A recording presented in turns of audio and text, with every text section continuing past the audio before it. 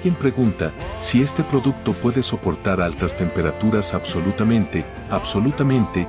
Este pegamento es resistente al calor, resistente a la intemperie e incluso se puede utilizar para arreglar cosas como silenciadores, tanques de combustible y motores. Está hecho de resina epoxi y endurecedor y tiene un precio súper asequible, como un bol de albóndigas. Además, si lo compruebas hoy, obtendrás un descuento extra, así que date prisa y hazte con él mientras dure el descuento. Añadido a su tarjeta en la cesta amarilla ahora, antes de que se acabe.